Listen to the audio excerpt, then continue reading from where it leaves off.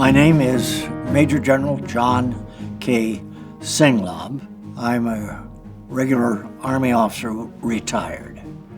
I originated in California, born on a cattle ranch in the Owens Valley, and grew up in the school system of California.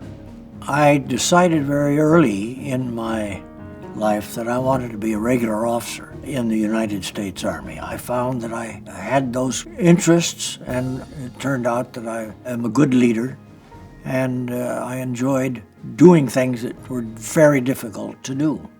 And that's one of the challenges that seemed more important to me than my second choice, which would have been to be a medical doctor. I went on active duty in 1942 instead of finishing up my senior year at college. I started in World War II in France. I parachuted with a French officer and an American Army sergeant. We parachuted into occupied France, and we worked with the resistance there and were able to make major contributions to keeping the Germans from intercepting the southern invasion. After that, it appeared that France was soon to be liberated, so I volunteered to go out to China and train Chinese guerrillas for operations against the Japanese, both in what was called Indochina at that time. Now we call it Vietnam.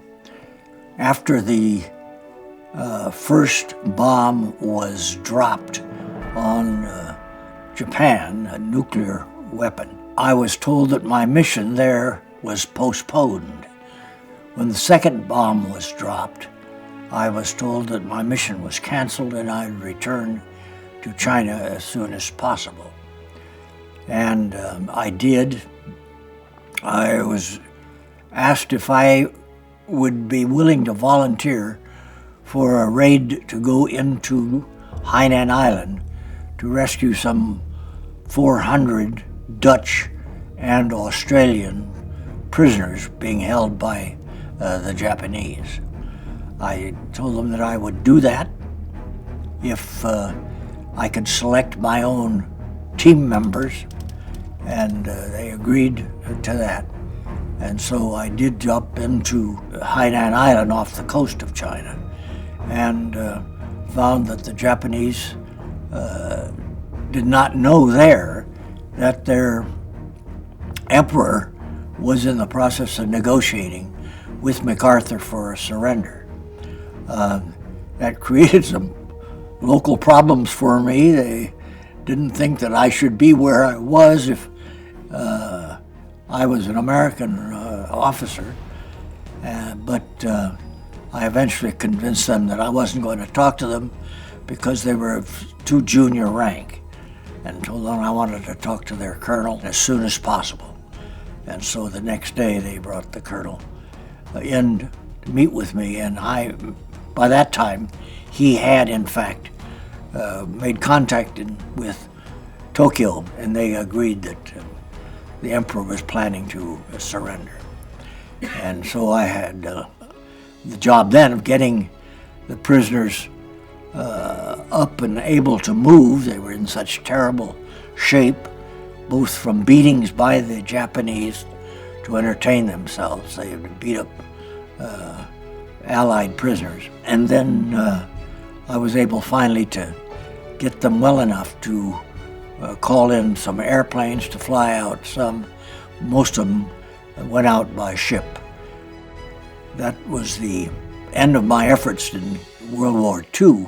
I went back to the States briefly, and then was asked to come back into what was now CIA. I went to Manchuria and spent 3 years there running espionage operations against the Soviets in Siberia.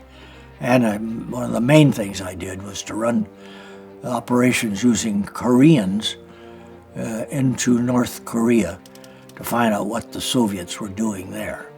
And it was from that we learned that they were planning an attack, and that was transmitted to Washington, where a lot of people didn't want to believe it. And then during the Vietnam War, I was able to take command of a joint unconventional warfare task force called SOG, and then I was in Korea as the chief of staff, had a confrontation there with President Carter over his ill-advised plan of withdrawing the troops. And so I requested an early retirement. I did. And then I worked with the Nicaraguan resistance against the Sandinistas for several years during that period. I have enjoyed my life. Sometimes it's been difficult, sometimes very, very difficult decisions had to be made, but in the end I'm proud to have been a member of the armed forces and to have served my country honorably.